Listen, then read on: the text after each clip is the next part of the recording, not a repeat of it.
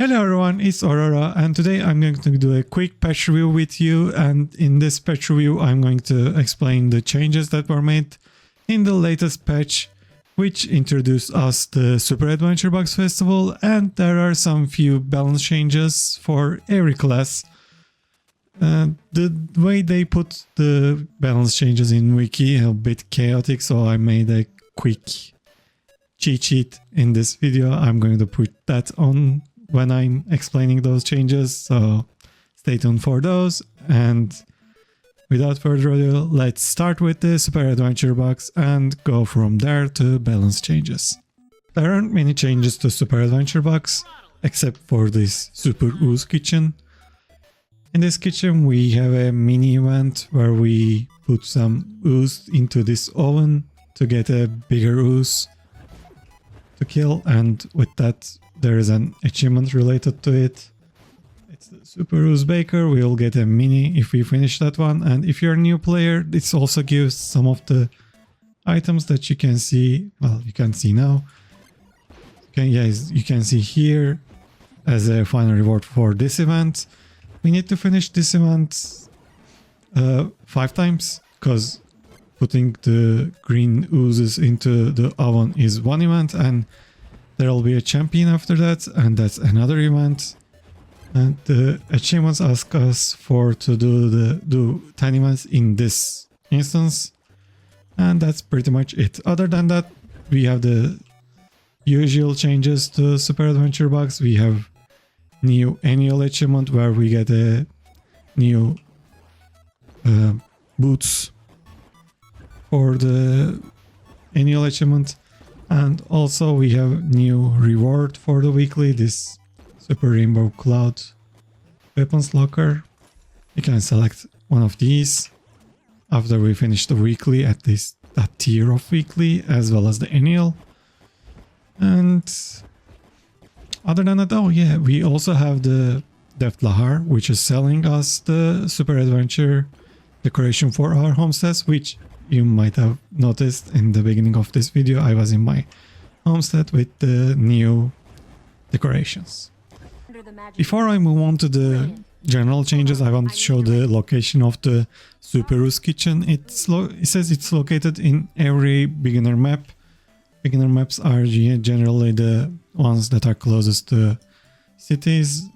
Like, for example, Super Adventure Box is in Ratasums, that's why I came to Metrica, but there should be one entrance in Caladon and Queensdale,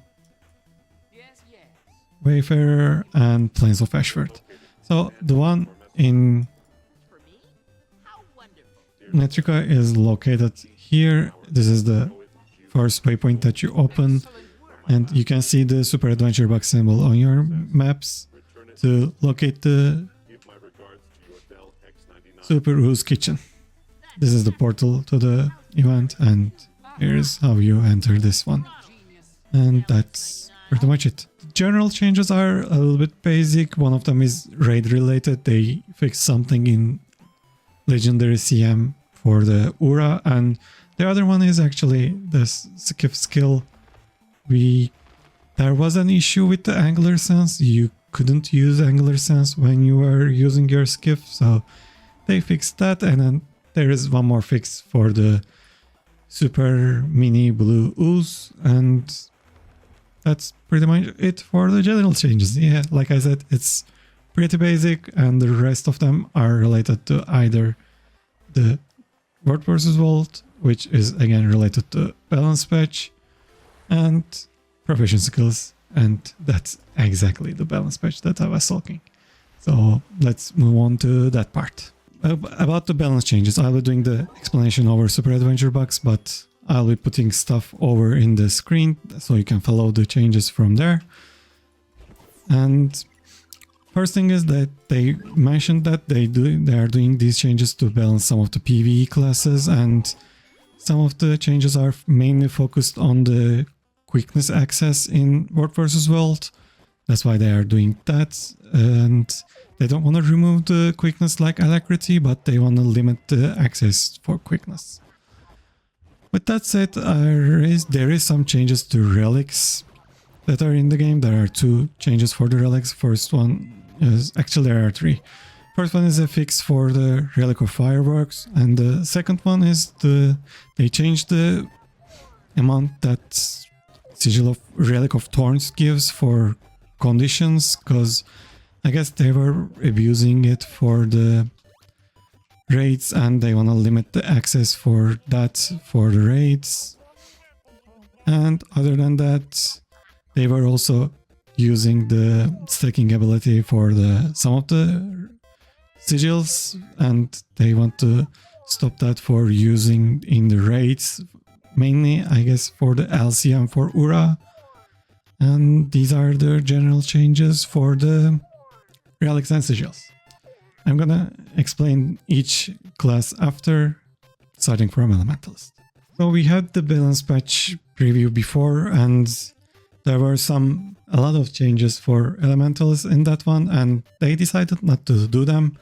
So I'll be putting what actually changed in this balance patch in here up in the video, so you can follow that there. And well, they did some changes to Elementalist sword skills. They said they were changing hammer skills for Catalyst, but I guess they decided not to.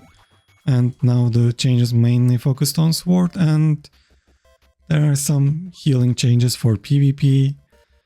And yeah, as you can see, there are some changes for PvP. Other than that, like I said at the beginning of the video, they wanted to limit the access for quickness, and for Catalyst, that's the traits that give quickness, and they changed that for the Catalyst in World vs. World only. And yeah, Elementals had a lot of changes, and they decided not to change most of them, and as you can see, these are the changes that they did for now. Okay, let's talk about Engineer now. People were using Conde Engineer a lot lately, and they decided to buff Power Engineer. So the changes are mostly focused on the Power Engineer part, mainly the rifle skills, and they decrease some of the survivability of the mechs in World vs. World. As you can see, there are a bunch of changes to the spear and rifle, and they are mainly due to the fact that everyone was playing Conde mech and they want to shift the focus to power mech. And we'll see if the changes will actually affect it, and how that will change the meta. So there aren't many changes to Guardian, and they are mainly focused on PvP. There is one change that is in all game modes. I think, yeah, that is in all game modes. It's the Pistol 5 skill. They changed the functionality of that skill, and it'll be,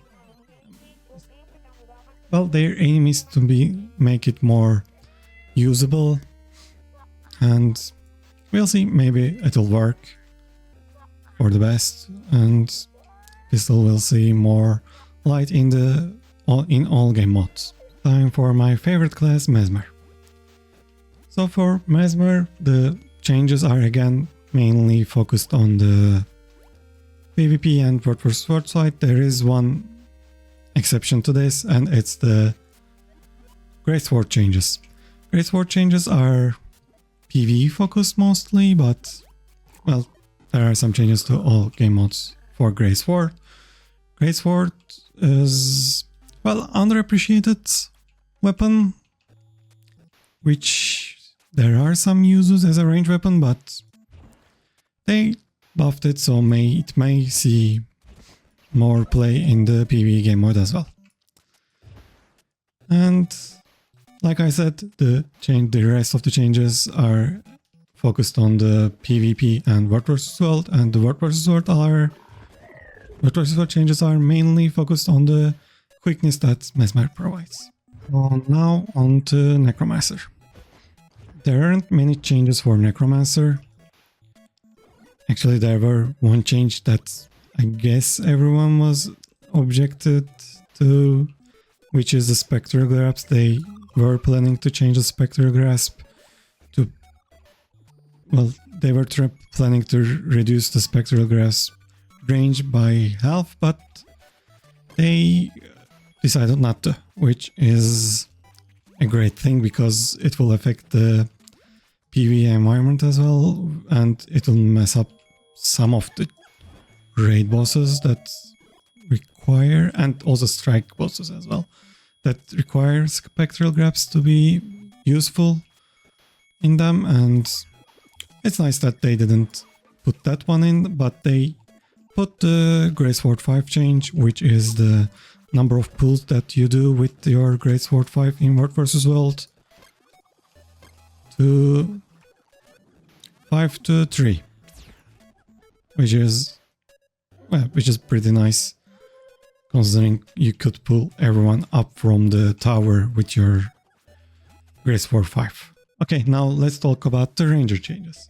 So for the Ranger changes, I actually like the last 5 of the changes, because the last 5 of the changes are mainly focused on the traits, and these traits will completely change, and it will become somewhat useful for the type of pet that you choose, which would be, well, quite entertaining, as I think.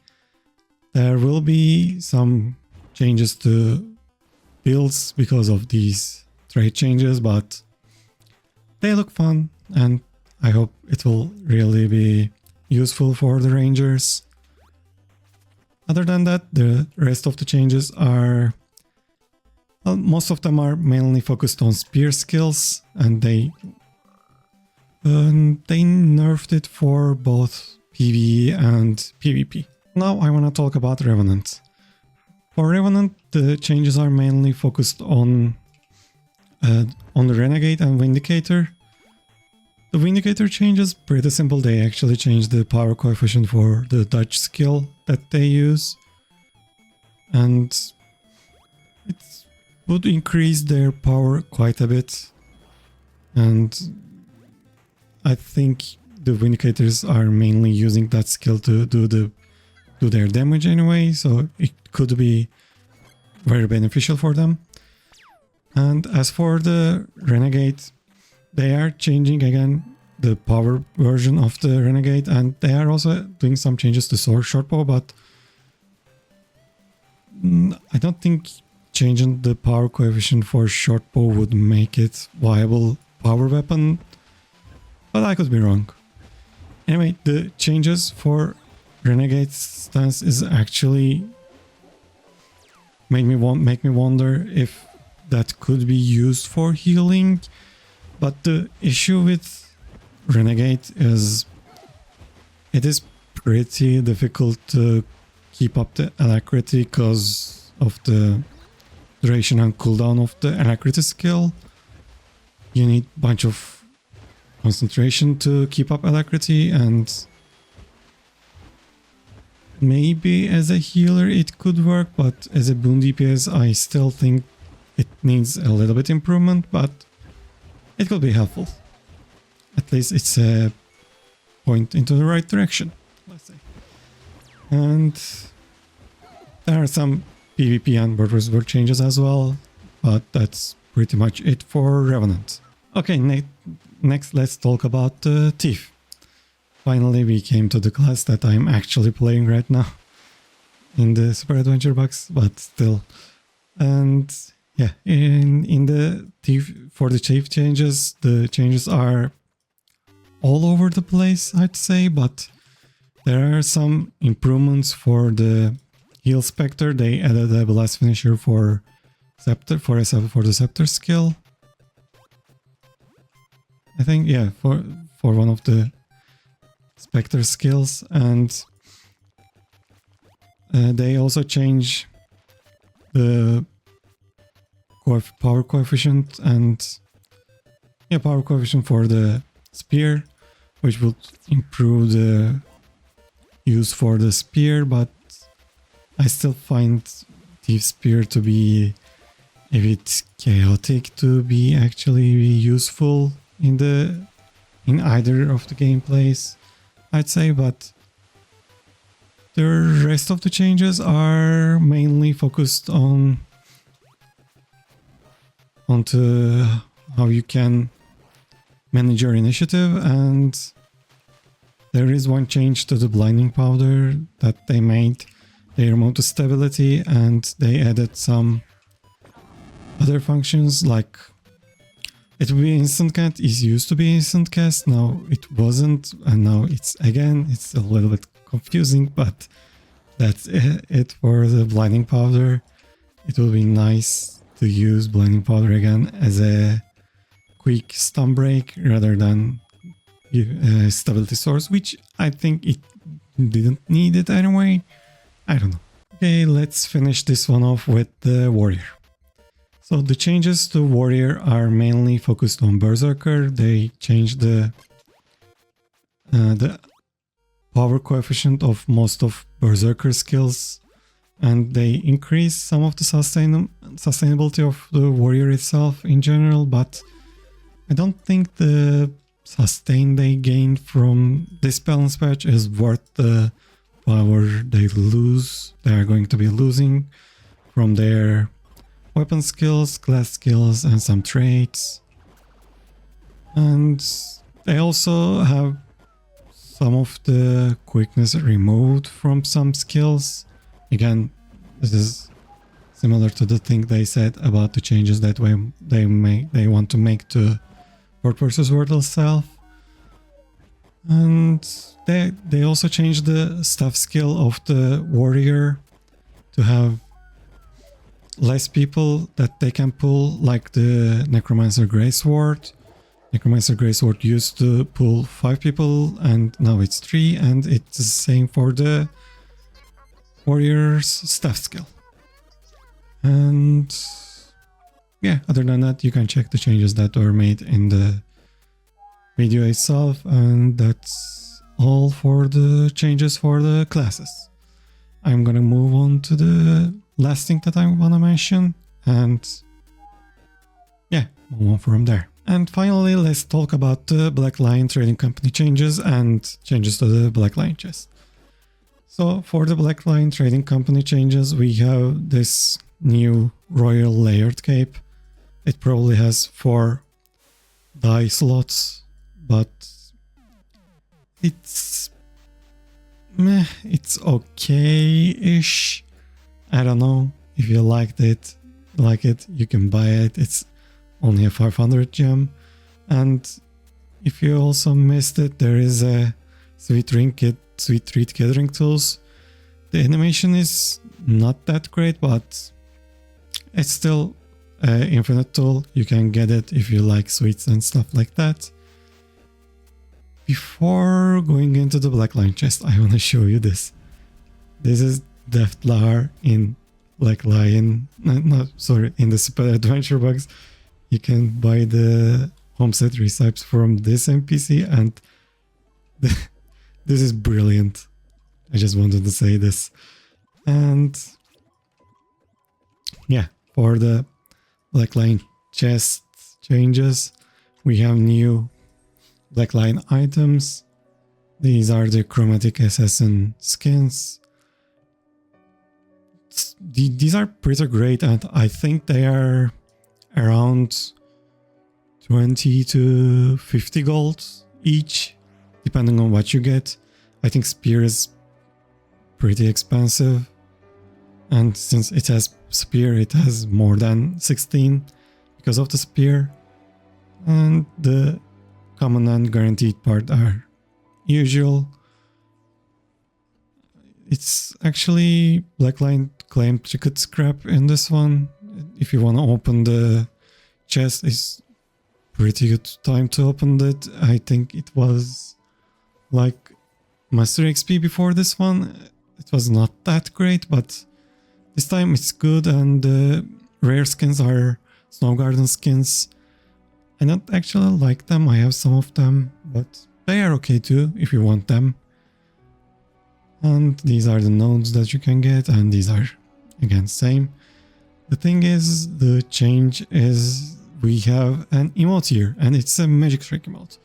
I never seen it. It looks nice. I wanna actually try to get the Synergetics headset pack. I might do a Black Lion key opening later on in this week, maybe probably next week. But I wanna get this one, and if I get this one too, it will be cool. We'll see. And these are the changes to Black Lion chest. This is all for this video. And this is all for this video. If you find this helpful, please like it. And if you want to see more like this, please subscribe to my channel. And I hope you have a great day and see you later on my next video. Bye.